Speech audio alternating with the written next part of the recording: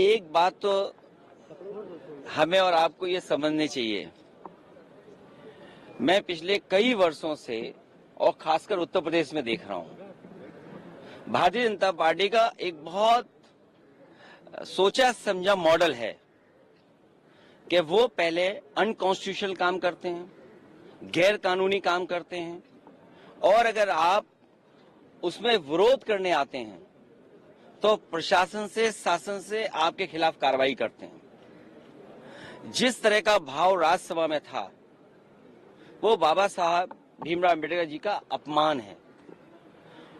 न केवल हम समाजवादियों के बल्कि पूरे देश के शोषित, वंचित, पीड़ित, अपमानित लोग और जो समाज में सबसे पीछे छूट गए थे उनके लिए आज भी वो पूजनीय हैं।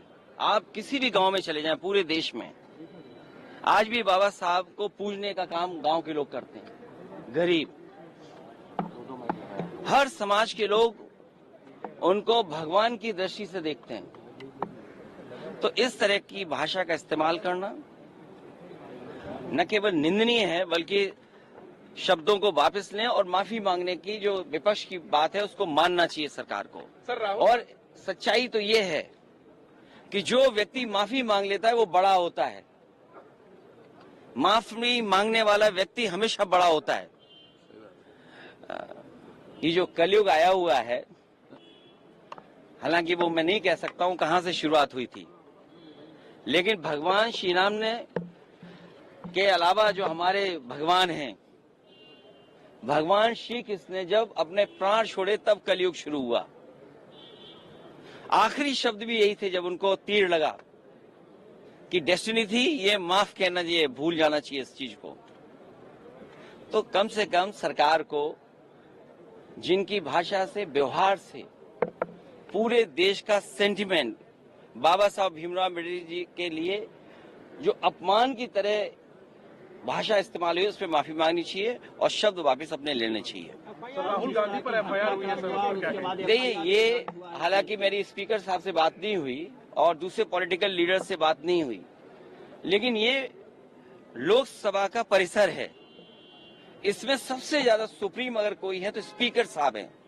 अब सोचिए आप, बीजेपी के लोग तो स्पीकर के साहब के ऊपर भी चले गए।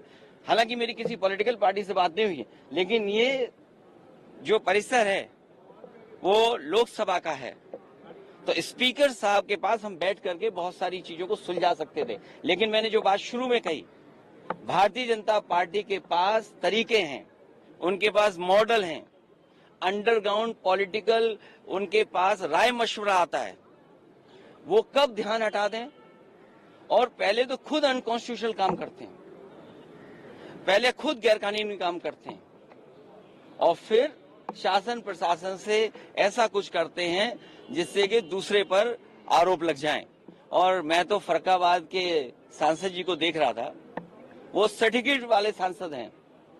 अगर उनको इलाज, दवाई की जरूरत हो तो उनके लिए सलाह यही है कि हम फरक्काबाद से डॉक्टर बुला करके फ्री इलाज करा सकते हैं उनका। सर बर्ग साहब पे एक और एफआईआर हो गई है, बिजली चोरी का एफआईआर। फिर मैं बोल रहा हूं आपसे, ये बीजेपी का मॉडल है। किसी के घर में छापा मार करके इस तरह का काम करते हैं। पूरे उत्तर प्रदेश में सबसे ज्यादा बिजली को लेकर के गरीबों को परेशान किया जा रहा है। बिजली को लेकर के एफआईआर दर्ज है, आज ऑन रिकॉर्ड में कह रहा हूं ये बात, आप निकलवाइए रिकॉर्ड। सबसे ज्यादा बीजेपी के लोगों ने मुकदमे दर्ज कराए हैं किसानों पे, गरीबों पर, और जानबूझ करके। आपकी कोई सुनवाई नहीं है, अधिकारी उनके हैं, अधिकारी खुद हाथ खड़े कर देते हैं, कहते हैं हम पे ऊपर से दबाव है। ऊपर से किसका दबाव है? मुख्यमंत्री जी का खुद दबाव है। और आज आपने अखबार में पढ़ा कि जब 5 लोग मर गए, न जाने कितनों पे झूठे मुकदमे लग गए, न जाने कितनों को अपमानित होना पड़ा है, घरों में पुलिस गई है, महिलाओं के साथ अपमान का व्यवहार हुआ, तब कह रहे हैं कि हर मंदिर को नहीं खोदना चाहिए। तो अगर किसी व्यक्ति ने, इतने महत्वपूर्ण व्यक्ति ने अगर ये स्टेटमेंट दिया है तो उनकी जिम्मेदारी बनती है उनके दल के लोगों की कि सभी संभल वाले उत्तर प्रदेश के लोगों पर जिन पे झूठे मुकदमे लगे हैं उनके मुकदमे वापस हों। हालांकि जान वापस नहीं कर सकते, कोई धरती पर ऐसा नहीं जो जान वापस कर दे, लेकिन कम से कम उन परिवारों की सरकारी मदद करे जिस तरीके से मुआवजा वो और दूसरे लोगों को देते हैं। से हमारा हमेशा व्यवहार अच्छा रहता है। लेकिन बीजेपी वालों को कौन समझाए, बीजेपी वालों को कौन समझाए। सरकार उनके पास है, प्रशासन उनके पास है, पुलिस उनके पास है। अगर ये लोकसभा परिसर में हुआ है तो चाहे कांग्रेस चाहे बीजेपी को सबसे पहले स्पीकर साहब के पास जाना चाहिए था। बीजेपी को स्पीकर साहब से शिकायत करनी चाहिए थी। और अक्सर हम और आप तो देखते हैं, जब आपको बाहर किया जाता है तो स्पीकर साहब आपको बाहर करते हैं, पुलिस बाहर नहीं करती है आपको। तो ये शिकायत अगर बीजेपी के लोगों को करना था तो स्पीकर साहब से शिकायत करते, स्पीकर साहब सभी लीडर्स को बुला लेते, हम लोग बात कर लेते। फरक्काबाद वाला तो नकली सर्टिफिकेट से जीत करके आए हैं, केवल सर्टिफिकेट से जीते हैं वो। और मैं तो कहूंगा उनके इलाज के लिए हम लोग मदद करना चाहते हैं। मिलने जाएंगे क्या सर? किसान बोर्ड से हटाए। लोहिया जी की वो बात मुझे याद आती है। लोहिया ने कहा कि एक तो जेल में जाते रहो, दूसरा फावड़ा और तीसरा वोट। तो किसान की हर मांग के पक्ष में हम, और भूख हड़ताल के पक्ष में हम नहीं है। लोहिया जी, समाजवादी लोग कभी भूख हड़ताल के पक्ष में नहीं रहे। हम लोग संघर्ष और वोट की ताकत से हटाने के पक्ष में रहे।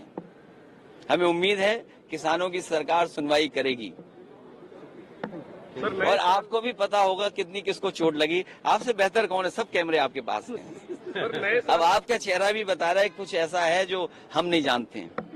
सर, नए साल में इंडिया अलायंस में कोई नई शुरुआत होनी चाहिए क्या? ममता बनर्जी को लीडरशिप देने की बात क्यों तुम कही जा रही है। आप उलझाओ मत, अभी मुद्दा है लोकसभा का। और सच्चाई तो ये है कि जितनी इंस्टीट्यूशन बेहतर होगी, जितना हम और आप सब लोग इंस्टीट्यूशन को स्ट्रेंथन करेंगे, उतना ही नई जनरेशन को इस सिस्टम का, इस ऑर्गेनाइजेशन का फायदा पहुंचेगा।